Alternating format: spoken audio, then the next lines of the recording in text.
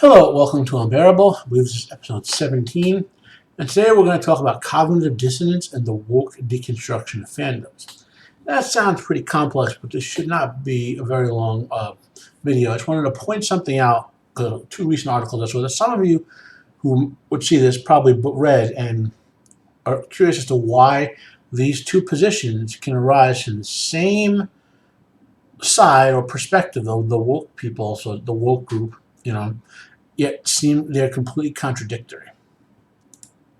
So first, we'll look at what cognitive dissonance is, and I'll link an article below to this little Psychology Today discussion of it. It's pretty good, covers the topic. The important part is up here. Cognitive dissonance is a term for the state of discomfort when two or more modes of thought contradict one another. Okay. Now, the important takeaway from that is, when you experience cognitive dissonance, your mind needs to reconcile it somehow. It's inevitable. Your human mind needs to put things into patterns in order so you can be more comfortable and move forward. It basically needs the ability to make a decision between these things, how they could be alike or different or whatever. So when you're confronted with them, you will either look for a way to rationalize them as being the two different things, being either different, or how you could reconcile differences, or you'll create one. You'll create one, or you'll look for one. Okay, so let's look at two articles here, and we are here both from Bounding into Comics. I remember, yep, both Bounding into Comics. Also link below later. After calling the Lord of the Rings fans racist, the Lord of the Rings fan site claims to be a safe haven for debate. So, the OneRing.net, which many years ago used to be a pretty decent site, has apparently chosen sides and adopted the wokeism position, at least for the most part, has been attacking fans who don't like the new trailer, calling them various sort of ists, for having problems with certain things, okay? Other videos talk about what those problems are, right? But the gist of it is they're saying that you're some sort of ist of some sort if you complain about a black dwarf or a black elf.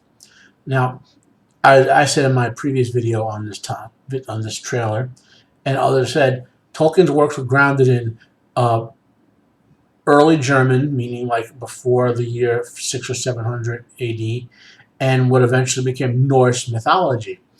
This is that's the remnant of the mythology that the ancient Anglo-Saxons would have had when they went to England 2,000 years ago-ish, depending on exactly the dates and whatever.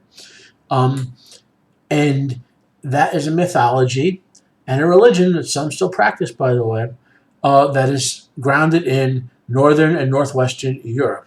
Okay, so the reason dwarves are not black, for example, is because they're from Scandinavia.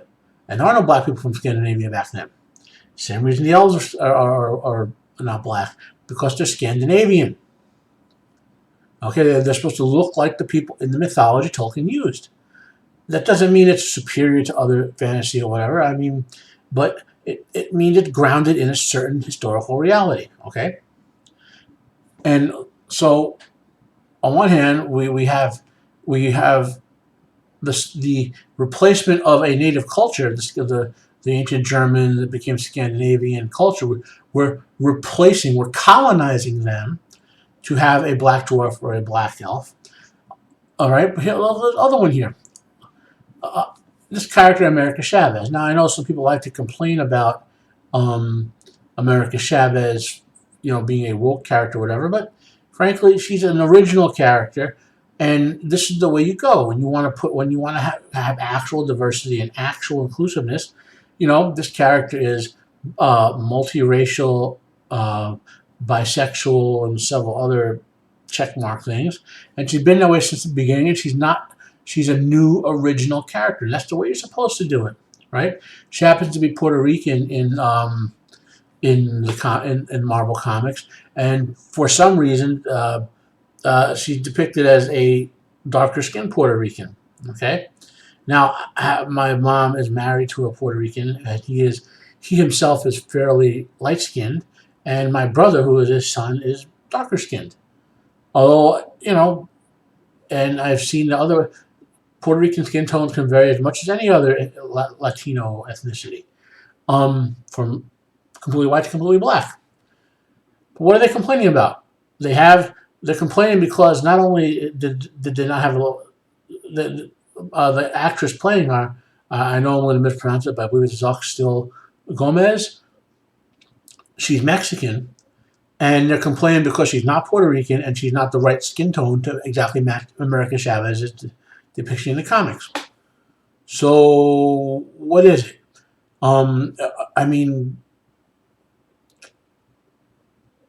how you're trying to preserve the ethnicity of one character, but destroy the ethnicity of another character, particularly where I know the picture's in here somewhere. There, they're trying to destroy the ethnicity of the dwarves, but preserve the ethnicity of America Chavez. So this could now. Why is this? How does this reconcile?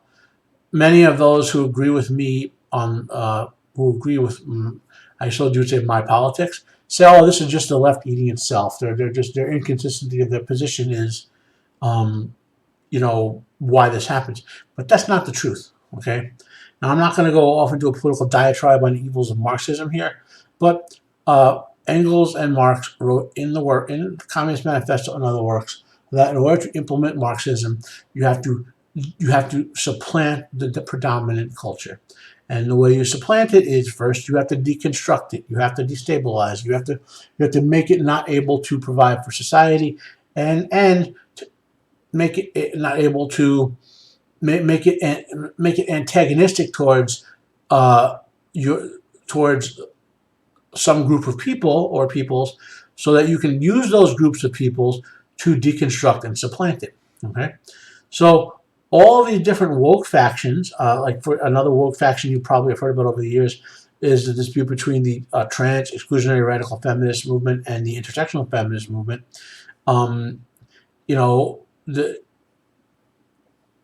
They're each have their individual points of view, which should be addressed as individual points of view and issues addressed, but the Marxists are using all of those groups to deconstruct a predominant culture of inclusivity, which we've had for decades, and to destabilize the existing power structures. And their goal is not to supplant it with wokeism. You can look at all these mega corporations who go right along with the communist methodology of China. Their goal is simply to gain power. And once they gain power, they will purge the woke the way they will purge those of us who are anti-woke. Because anyone who dissents from those in control, who limits their ability to rule with the iron fist.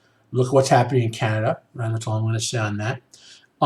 They will be purged. They will be suppressed. They will be denied the ability to participate in society as a means of forced compliance.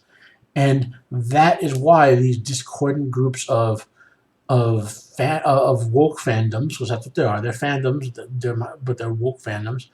That's why they all make their attacks, and they all seem to have backing and sort of cohesiveness on the left, but they're not being backed because the Marxists support them. And the corporate Marxists, like people who run Amazon or YouTube and Google and whatnot, they don't support these movements because they believe in them. They support them because they're a means to gain power and control. And that's about all I have to say on this issue. If you disagree with me, give me some comments below. If you agree, if you want to explore the topic further, maybe give me some more comments. If you like it, hit the like. If you dislike it, hit the dislike. Hopefully you'll subscribe. That I'm unbearable, and that's all I got to say. Bye-bye.